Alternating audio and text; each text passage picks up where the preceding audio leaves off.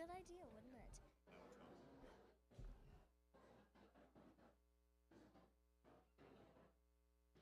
right. I'd give it about a minute. I'm gonna try not to.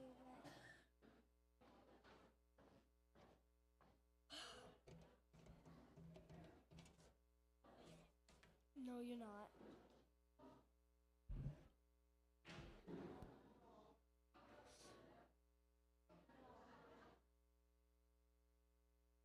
That's fine, you can. Hey, go ahead. You can video. You can video. Wait, hold on. Just stop.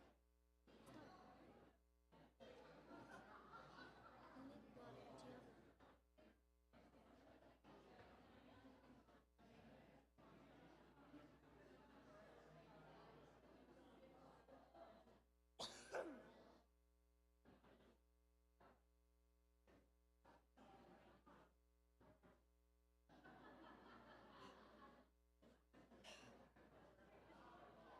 Do you have done this?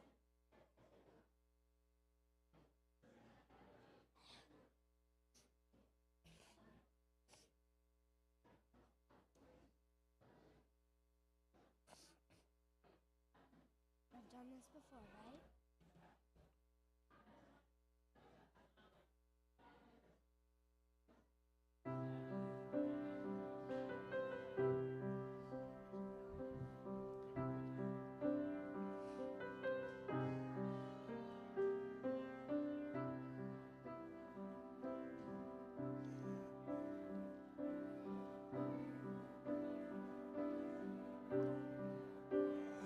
Twinkle, twinkle, little star, how I wonder what you are.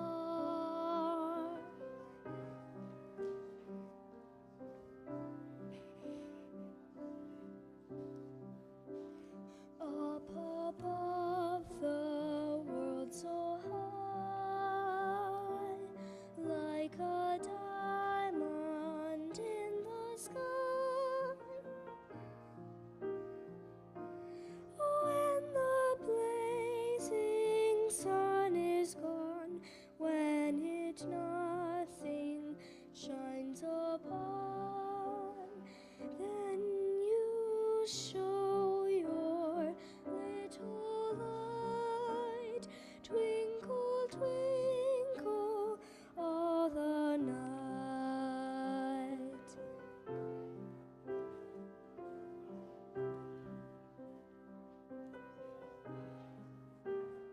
Then the traveler in the dark thanks you for your tiny spark. He could not see which way to go if you did not twinkle so in the dark blue sky you keep, and often through my curtains peep. For you never shut your eye till the sun is in the sky.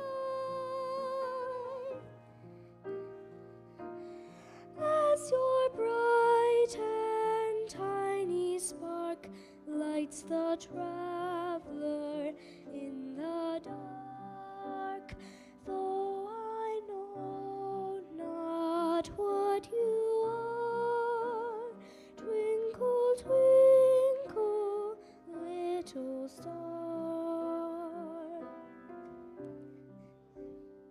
Though I know not what you are, twinkle, twinkle,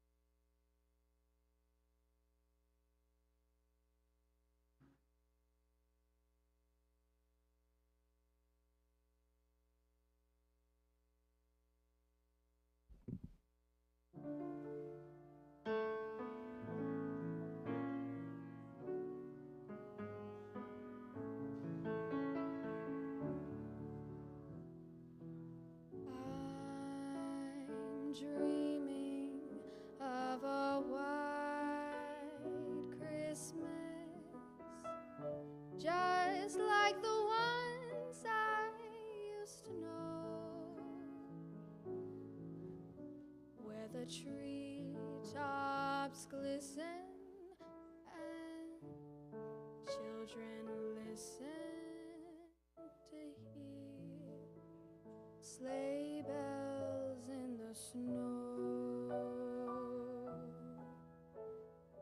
I'm dreaming of a white Christmas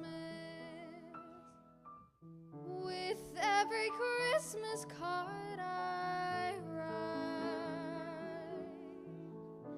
May your days be merry and bright,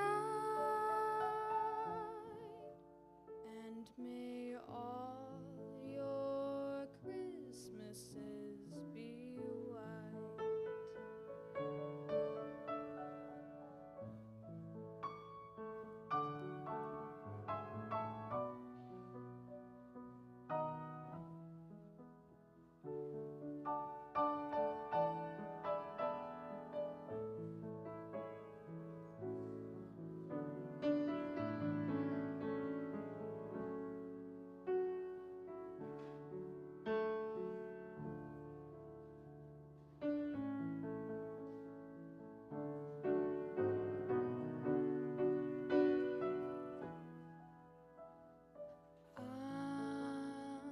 I'm dreaming of a white Christmas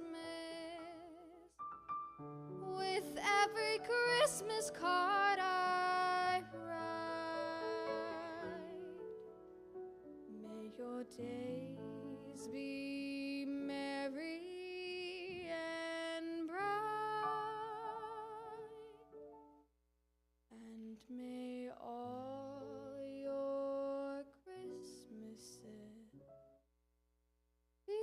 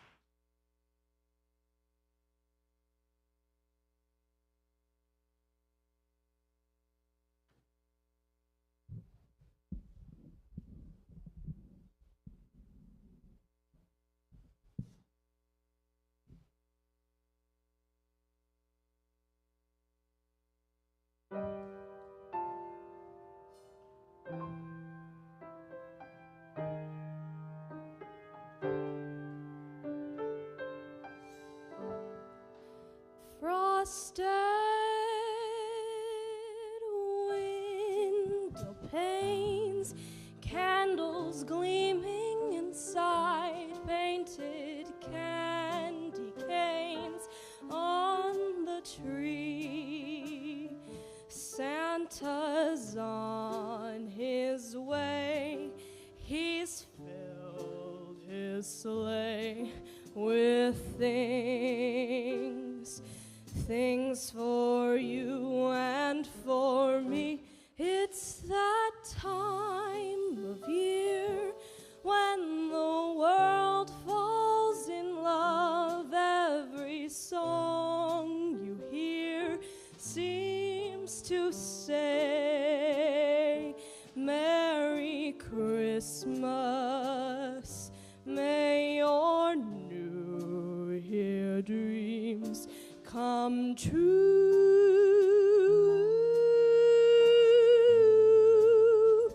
And this song of mine in 3/4 time wishes you and yours the same thing too.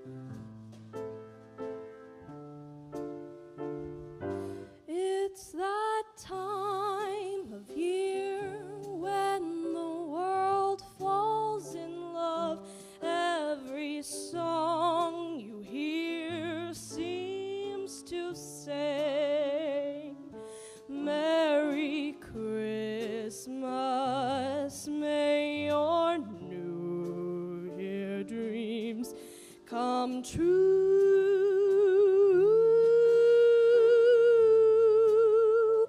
And this song of mine in 3/4 time wishes you and yours the same thing too.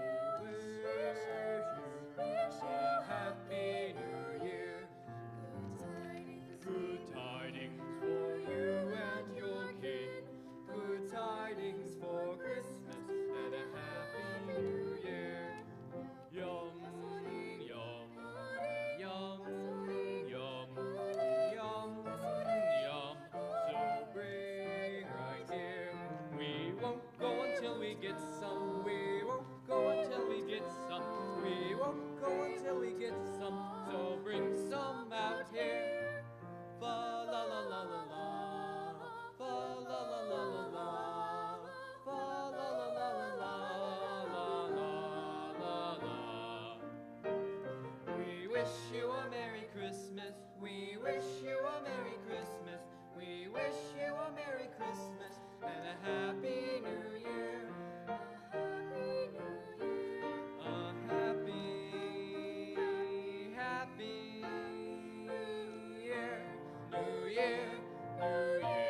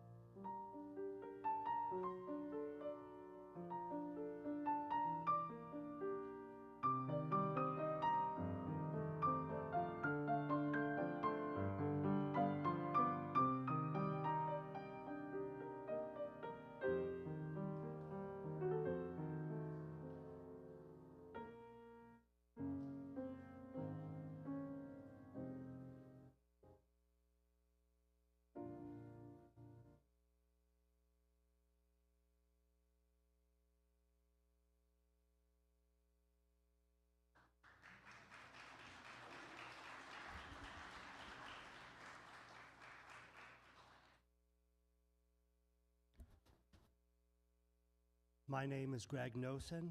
I use he, him pronouns. I'm appearing in the guise of a lamb, and I'm worship associate here at the Unitarian Universalist Congregation of Cleveland. Welcome. It's great to be here with you on Christmas Eve. We acknowledge that we're gathering today on land that was originally tended by the Erie, Kaskaskia, and Mississauga peoples, and later the Haudenosaunee and Anishinaabe peoples, also known as the Three Fires Council, which comprises the Potawatomi, the Ojibwe, and the Ottawa. We are mindful of our history and our connectedness, and we honor their elders, both past and present. This community strives to celebrate the inherent worth and dignity of every person. Whether you ran in here on little feet, or ambled in, or rolled in, or are tuning in virtually, we welcome you.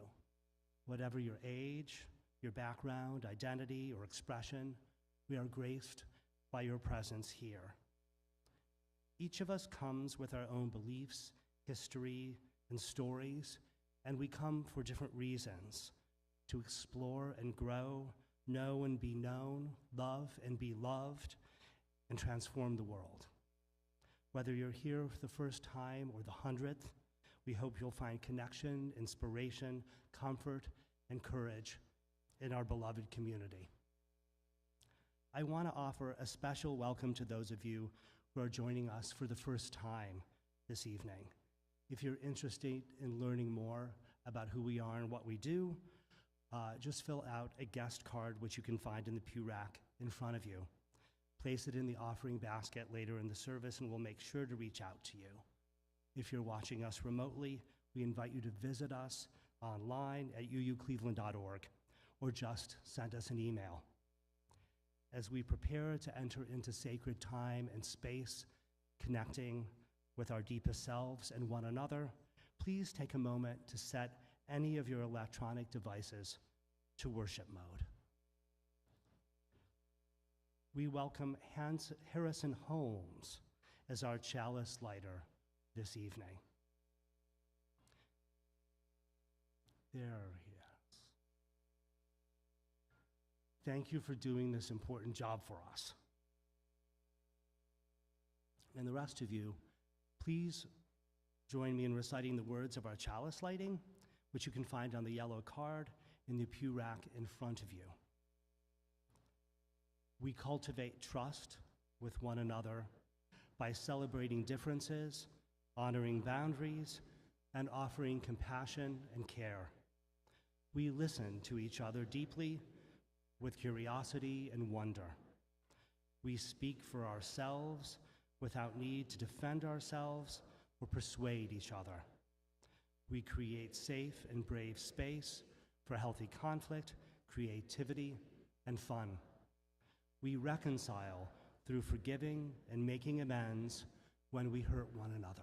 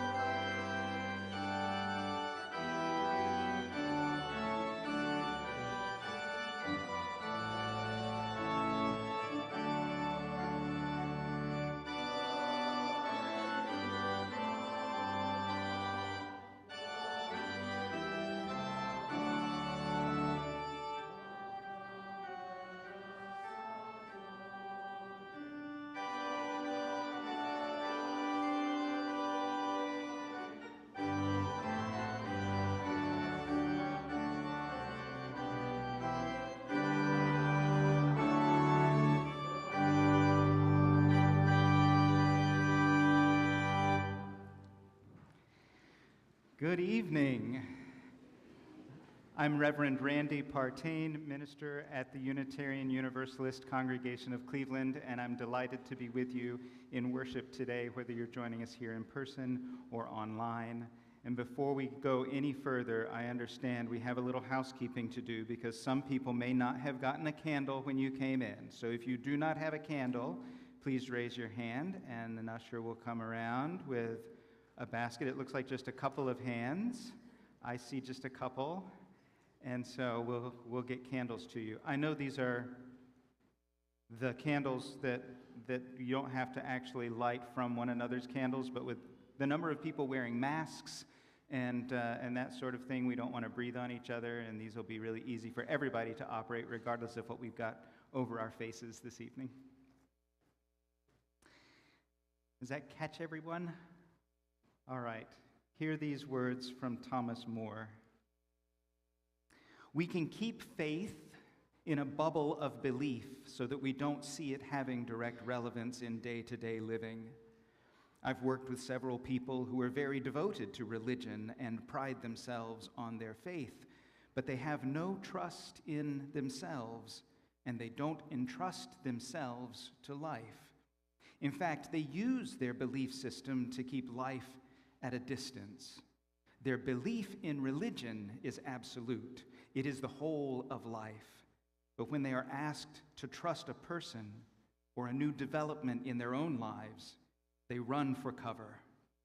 Belief can be fixed and unchanging, but faith is almost always a response to the presence of the angel, like the one who stirs the waters, or it could be the angel who appears to the Virgin Mary and demands absurd faith in this message that she is pregnant with a divine child.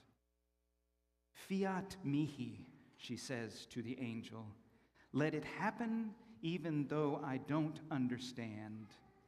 This angel, Gabriel, appears more often than you might think, telling us that we are pregnant with a new form of life that we should accept and trust. In that spirit, may we join together in worship this evening.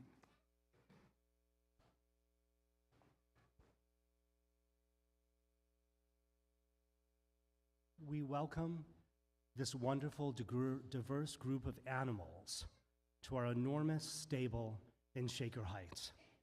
If you're dressed up as an animal, collected a fun animal mask, if you are simply here in the guise of a human animal, we welcome you to our community tonight as we remember another congregation of animals and the story about this night that they told one another. Once upon a time, there was a group of friendly animals who had gathered together in a stable to keep warm and share one another's company on one of the darkest nights of the year. They were all grateful to be gathered together on a cold and starry night. But this year there were some unexpected guests. Animals from all over the world had wound up in this stable. They were traveling around for all kinds of reasons, but they had ended up in the same place. There were animals that walked and crawled on land. There were animals that swam and floated in the water. There were animals that were from the lands of make-believe, and even some animals that were extinct. And there were all kinds of other non-conforming animals too. And maybe most unusual of all, there were also 3 humans, one who had just been born. The animals liked humans a great deal, but it wasn't often that humans like these were staying in a stable with animals. But the animals, in all of their animal wisdom, realized that humans were just animals too, and they wanted to be the best animal hosts they could be for their unexpected guests.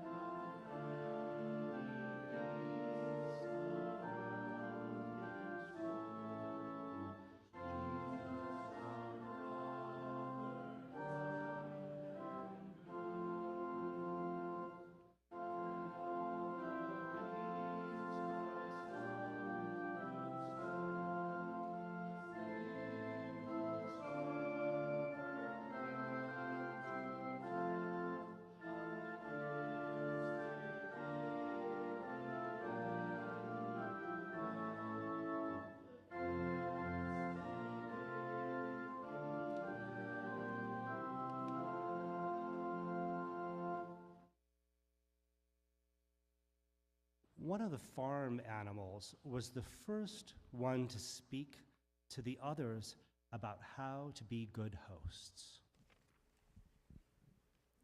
It feels like such a special night to have such dear and wonderful humans with us. I'm going to step away from the manger so the child can sleep in this hay. Maybe some of you, more furry and fluffy animals, can stand close to the new mom and her child, sharing the warmth from you all, and maybe the rest of us can do the best to keep the smell down.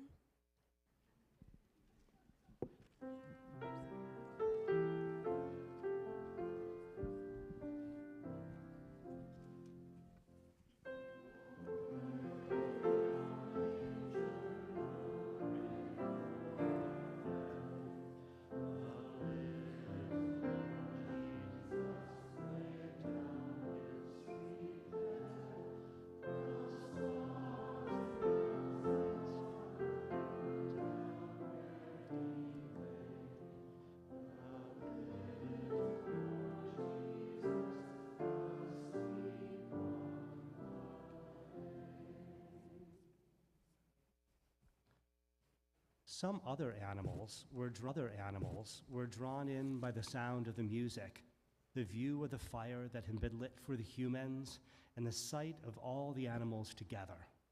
Some of these animals had extraordinary news to share, so they rushed to the stable to share what they had seen that night. We were traveling across the fields and saw a flock of sheep and their shepherds who were being visited by a whole choir of angels.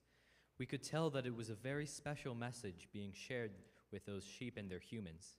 And seeing such an amazing, diverse group of animals here, all gathered around this family of humans, this must be what the angels were talking about.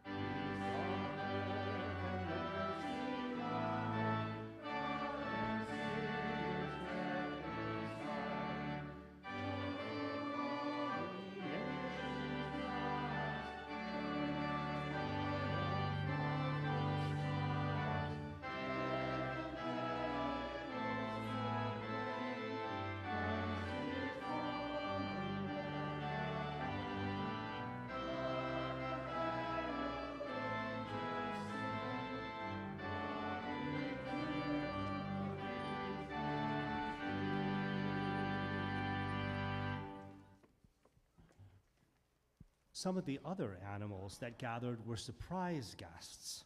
They had come from far and wide, but ended up together in this stable. And after the flying animals reported on what they had seen, some reindeer introduced themselves. We aren't from around here, and we were kind of in a rush to get here. So I guess we didn't notice any of the things the other animals saw, but we did bring some very special something here tonight. The sound of bells on our harnesses. Isn't that such a joyful sound?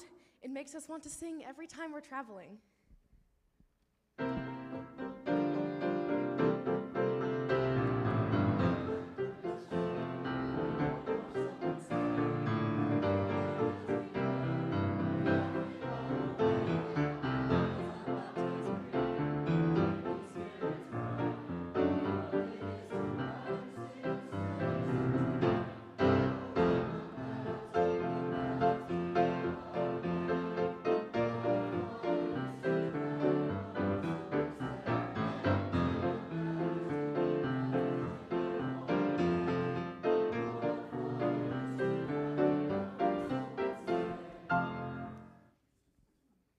Since the reindeer had been willing to talk about where they came from and what they had brought, some animals who had traveled from lands to the east described what they had witnessed that night. We traveled here following a great star that the wise astrologers we traveled with tracked across the sky. It was a sign of extraordinary things happening, and we were so excited to see where it would lead. The stars told us that someone special was being born. Our wise companions traveled this way to see who it was. I hope they find who they were working for. But speaking for ourselves, this place and all of you feel very special to us because we ended up here together.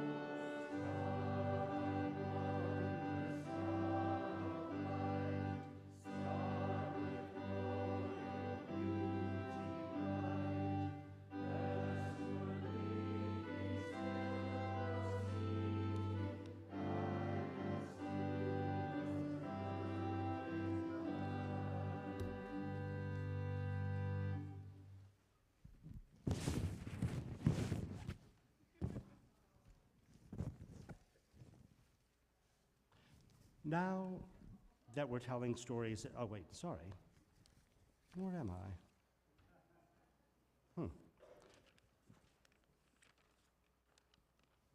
I'm sorry, Allan. I'm wondering whether I'm actually missing a page of this. Okay, then we're good. Thank you. Sorry about that. Other animals that had gathered described other things that were going on that night. One of the other animals told their own story about the extraordinary things they saw these humans doing that night. Now that we're all telling stories about tonight, I want to share the one I got to witness. Did you know that after the baby human was born, there was a musical performance here in the stable? It was the most remarkable thing. There was a boy from the village who had brought his drum with him to play for this family and celebrate their new baby. It was so beautiful to see this boy give all that he could to make tonight special, and his music made me feel so joyful. My legs started to bounce to the sound of his drum.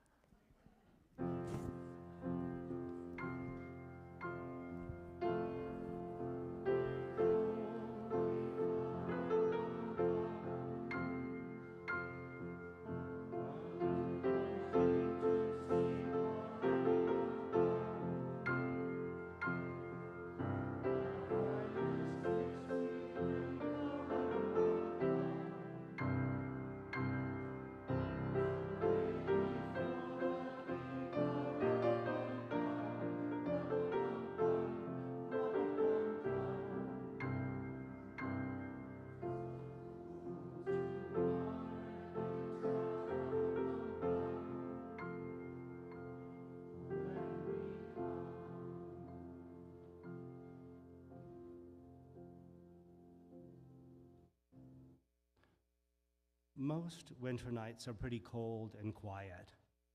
These human guests had given all the animals a reason to gather together and appreciate all that they brought with them into the stable that night.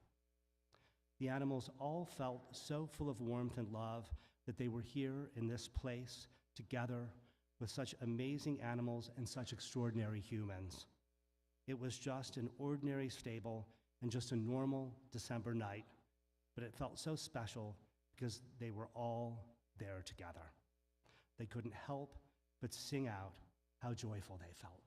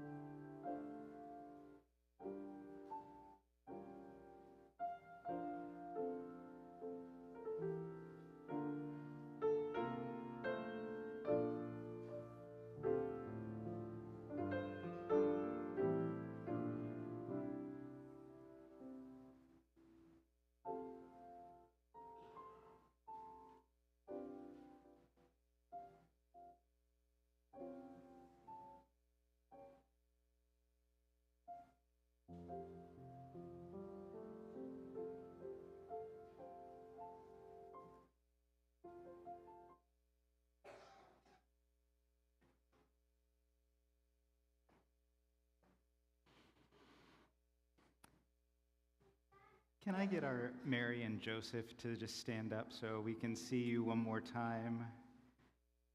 I know you had the most impressive parts of our. Thank you for being here. And all of you that spoke as part of our tableau, thank you so much for your participation in that. Thank you. We had a lot of unexpected things happen today. I just wanted people to be able to see you because some of the folks may not have been able to. Thanks. You can sit down if you'd like. We had a lot of unexpected things happen today, and some people that were going to be a part of things are homesick, and I'm hopeful that you're able to join us and participate online. And we miss you being here with us in person, but we're grateful that other people were able to step up and do some things. You never know what's going to happen. We make all sorts of plans, and then things happen that throw those plans into disarray. And hopefully there are other people who will step up and help out when those things happen. And so the offering that we're receiving this evening is really for those kinds of things that happen in people's lives. It's the Minister's Discretionary Fund, which is a way that we care for people in this community, but also in the larger community who have unexpected needs and might come to the church asking for some assistance. And over the past year, the Minister's Discretionary Fund has helped in small ways, getting people over some momentary food insecurity. It's also helped with car repairs so that people can be able to get to work and do the things that they need to do in their lives. It's helped provide temporary housing for people after a house fire. It's helped to provide for all sorts of temporary utility bills to help people bridge a gap. We can't do long-term care for folks. There are other agencies that do that. But when it comes to taking care of things that are short-term, that arise either from the congregation or from the larger community, I'm really grateful to be able to say yes to people that come asking for help because of your generosity. This is the one time a year when we take an offering for the Minister's Discretionary Fund, and we haven't had to ask for additional funds over the course of the year because of the generosity that this congregation exercises. And so I just want to thank you in advance for providing for so many people in the year ahead. If you would like to put money in the plate when it comes around, you can do that, but you can also give by way of Cash App. Our handle is $UUCC 44122. That's in your order of service, whether you're online or here in person. Thank you.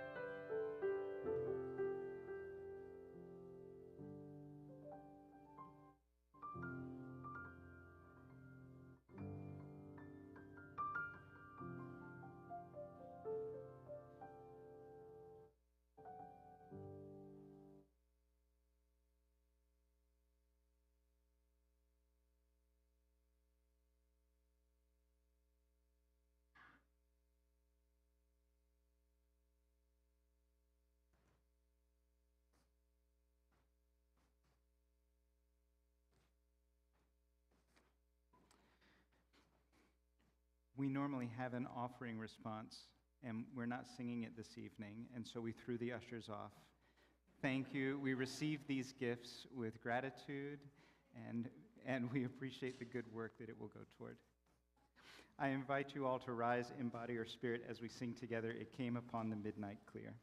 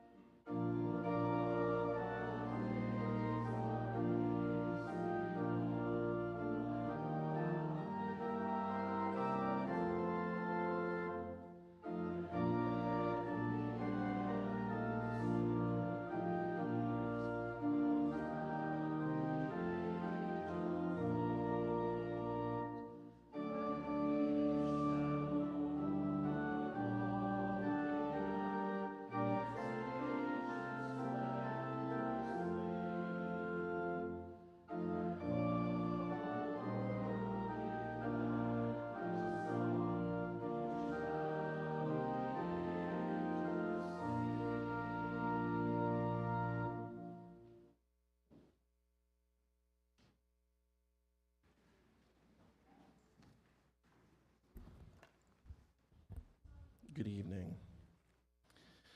In the beginning of the Gospel of Luke, Gabriel, a heavenly messenger, tells Zechariah and Elizabeth that they will have a son. This is phenomenal news because Zechariah identifies as an old man, and Elizabeth is far beyond the age when women can normally bear children.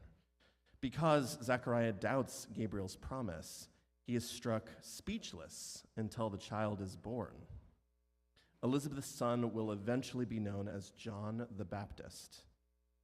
6 months later, in Nazareth, a city in the rural province of Galilee, the heavenly messenger Gabriel made another appearance. This time, the messenger was sent by God to meet with a young woman named Mary, who was engaged to a man named Joseph, a descendant of King David. The messenger entered her home and said, "Greetings, you are favored. and the Lord is with you. Among all women on the earth, you have been blessed." The heavenly messenger's words baffled Mary, and she wondered what type of greeting this was. The messenger continued, "Mary, don't be afraid. You have found favor with God. Listen, you are going to become pregnant. You will have a son, and you must name him Savior, or Jesus. Jesus will become the greatest among men, and he will be known as the Son of the highest God. God will give him the throne of his ancestor David, and he will reign over the covenant family of Jacob forever." Mary responded, "But I have never been with a man. How can this be possible?" The messenger explained, "The Holy Spirit will come upon you, and the Most High will overshadow you. That's why this holy child will be known as not just your son, but also as the Son of God. It sounds impossible, but listen. You know your relative Elizabeth has been unable to bear children and is now far too old to be a mother. Yet she has become pregnant as God willed it. Yes, in 3 months she will have a son. So the impossible is possible with God." Mary decided in her heart and responded, "Here I am, the Lord's humble servant. As you have said, let it be done to me." And just like that, the heavenly messenger was gone. Mary immediately got up and hurried to the hill country in the province of Judea, where her cousins, Zacharias and Elizabeth, lived. When Mary entered their home and greeted Elizabeth, who felt her baby leap in her womb, Elizabeth was filled with the Holy Spirit.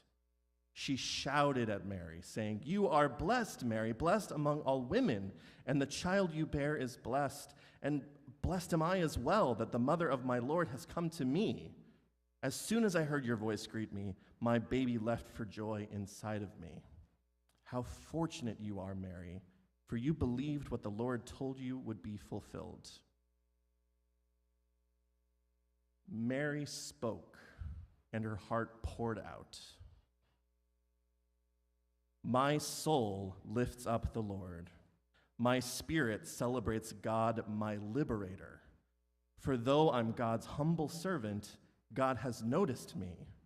Now and forever I will be considered blessed by all generations. For the Mighty One has done great things for me. Holy is God's name. From generation to generation, God's loving kindness endures for those who revere him. God's arm has accomplished mighty deeds. The proud in might and heart, God has sent away in disarray. The rulers from their high positions of power, God has brought down low. And those who were humble and lowly, God has elevated with dignity. The hungry, God has filled with fine food. The rich, God has dismissed with nothing in their hands." Mary stayed with Elizabeth in Judea for the next 3 months and then returned to her home in Galilee.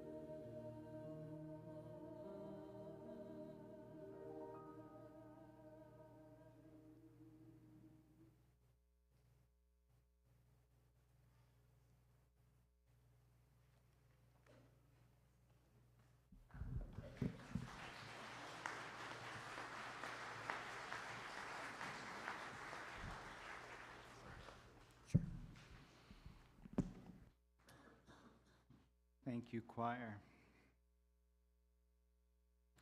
Two very different reactions to this news that Gabriel brings Mary. Which do you think was more likely? Mary, full of exuberant joy, my soul magnifies the Lord, blessed am I among women, or the frightened and confused, hold me together, this is terrifying. Please, I can't do this impossible thing. Aren't there wiser, better people to do this impossible thing? Maybe Mary was a little bit of both at the same time, or something else altogether. We might imagine how we would feel, but when we hear stories, I think especially sacred stories, we have a tendency to separate ourselves from the characters in the stories. We hear stories about Jesus in the Christian scriptures, and we have an impression of Jesus as a unique individual who did things that nobody else could do. We hear stories about Mary and think of her as a unique individual that did things nobody else could do. And I suppose we do the same thing with Buddha and Neo and maybe all of the heroes in all of the stories. We forget the real value of stories is that they tell us something about ourselves. Maybe something that would be difficult for us or challenging for us to hear in some other packaging. And after all, even in those Christian scriptures, Jesus sends out disciples to go and do miracles without him. He doesn't give the impression that he's the only one that can do all of the things that he's doing, even in those stories. And in the Jewish and Christian scriptures, we read that every person is created in the image of God. Every person reflects the divine somehow. A lot of times religion focuses on mystery, the things we can't know. We've been talking about mystery all month. But a lot of times we think about mystery as what happens when we die, what happens after our lives. Do we have an immortal soul? Where does it go? What do we have to do to make sure it goes someplace good? And Christmas is not about that. Christmas is about a mystery at the other end of things. Christmas is about the mystery of who is being born, or what is being born. Or really, I think, what is it that we are giving birth to? Because we're giving birth to something. We're being invited daily to give birth to the divine in our lives and the world around us. We're invited to give birth to the divine in our families and our workplaces. We're invited to give birth to the divine in grocery stores and our social groups and in line at the coffee shop. And I know that the metaphor of giving birth to anything might be problematic for some people in the room. If you do not have a birthing body, then maybe the idea of giving birth is a little uncomfortable for you. Maybe that doesn't resonate with you. And maybe for people who have been through the experience of childbirth, the idea of being invited to give birth daily is not an experience you would relish. It's a metaphor. Maybe we would use other language. Maybe instead of giving birth to something, we would say bringing something into being, creating something in the world, shaping the world around us. Something that lets us know that we are not passive observers of our lives, but we are directly engaged in the act of creation, moment by moment. And even if we choose not to give birth to the divine, we're creating something that we can't necessarily control or predict. Think back to just the past week. What have you given birth to this week? What do we give birth to when we get defensive when somebody thinks about some complaint that they might have? What do we give birth to when we're impatient with somebody who's doing the very best that they can in the moment?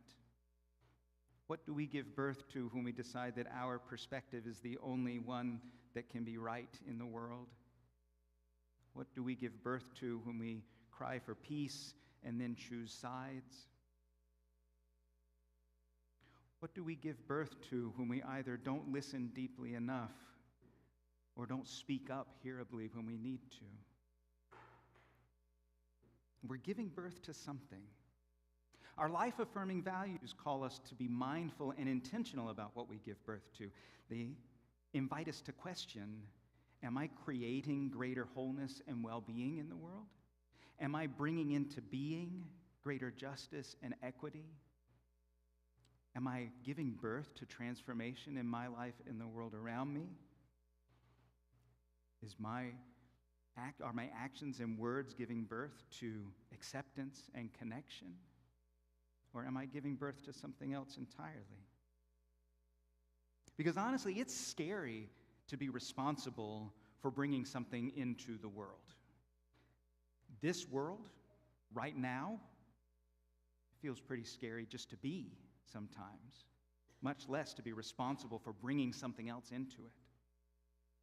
The Sikh activist Valerie Kaur writes about the darkness that we might see in the world around us, and she wonders whether it is not the darkness of the tomb, but the darkness of the womb.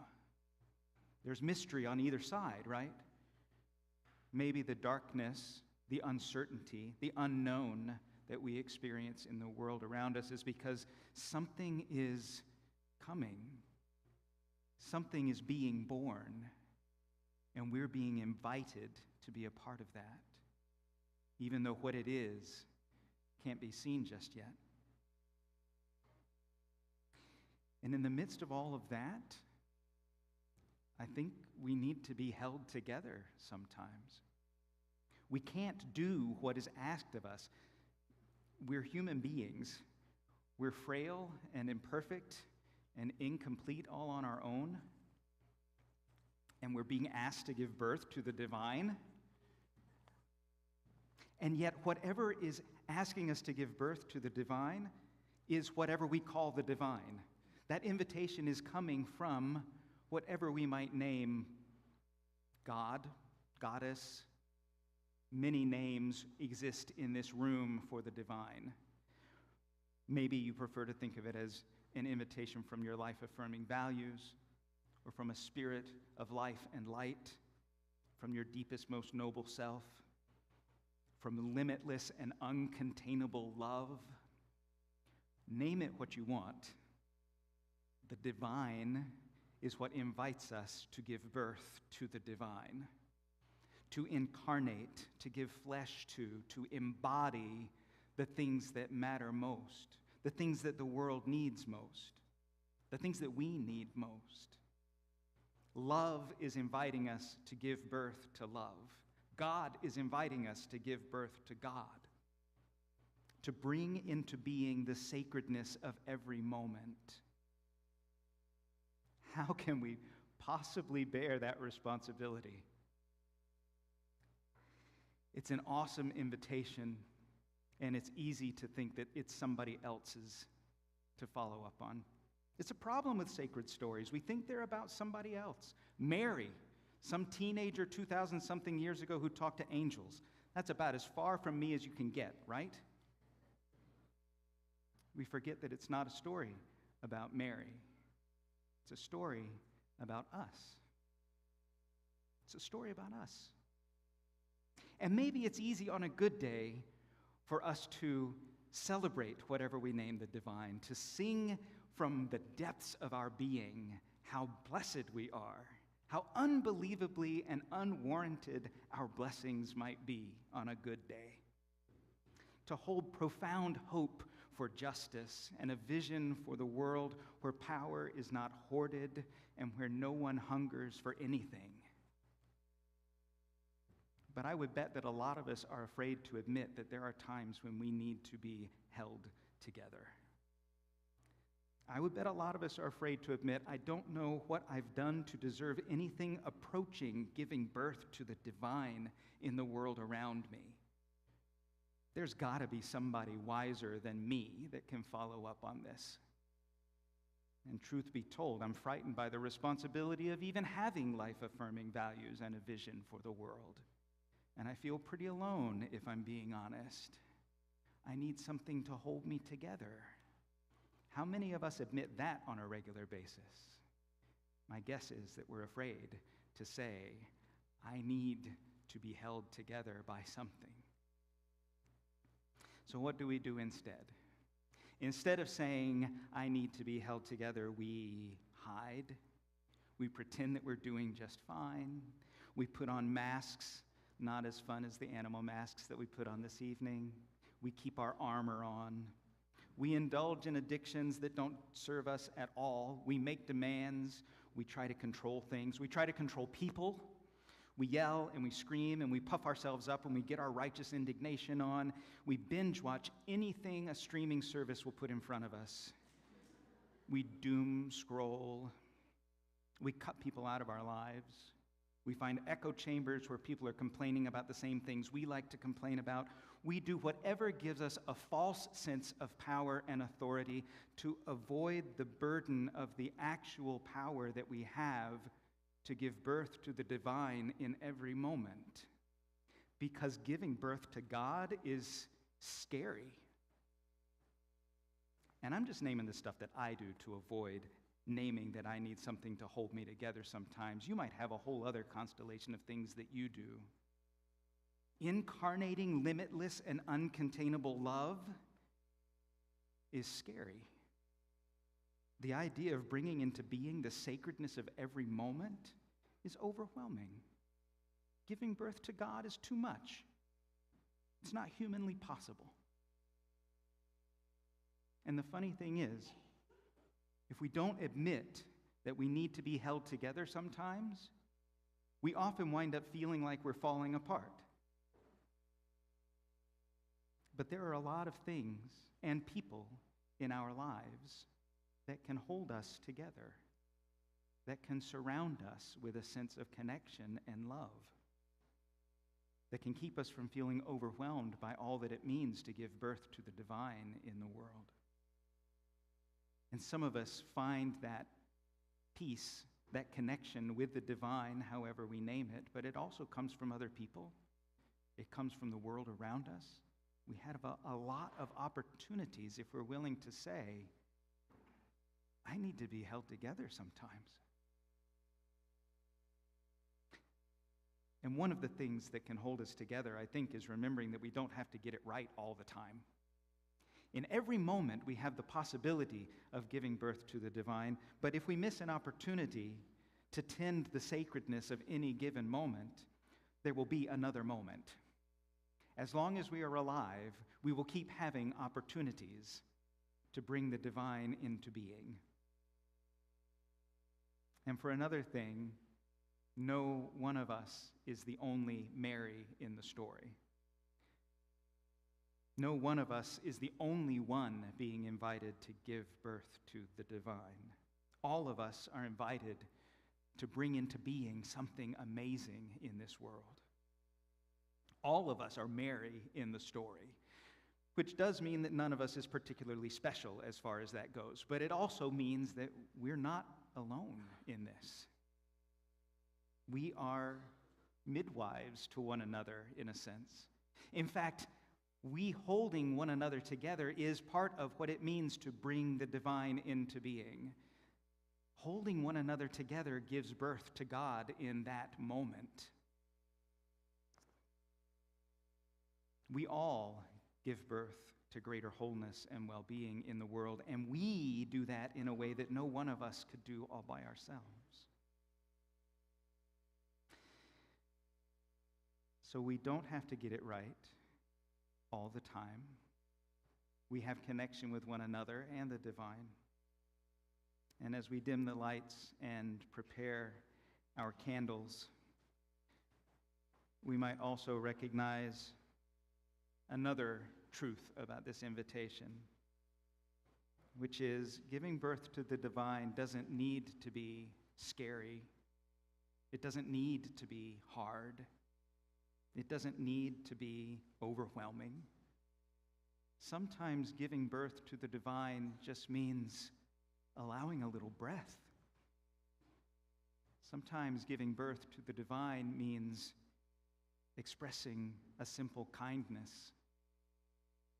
Sometimes giving birth to the divine means showing up as a quiet presence that softens a harsh moment. These simple acts bring whatever we name God into the moments that we inhabit. And so may we embrace the richness of that possibility as we sing together and light the dark space with our candlelight. I know we're not going to be passing the light necessarily. Some of you are already lighting the dark space. That's okay. You will know when to light your candle. You'll feel it, and you can trust yourself. So I invite us to sing together, Silent Night.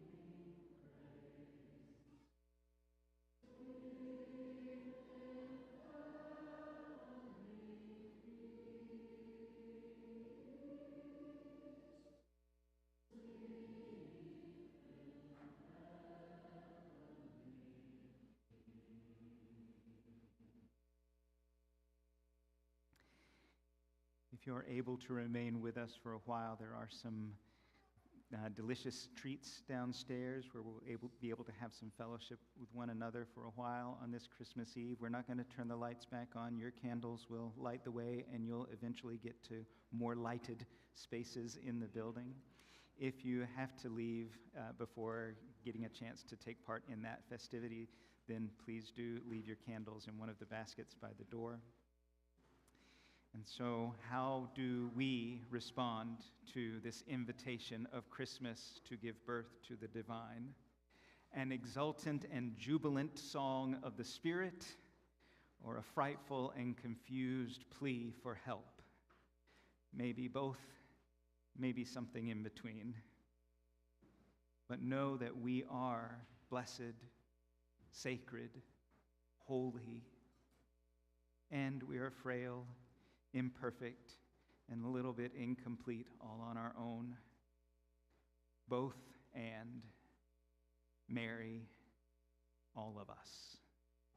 Go with peace and courage. If you're able, please join me in extinguishing the chalice with the words found on the back of the yellow card in the pew rack in front of you. We extinguish this flame, but not the light of truth, the warmth of community, or the fire of commitment. These we carry in our hearts until we are together again.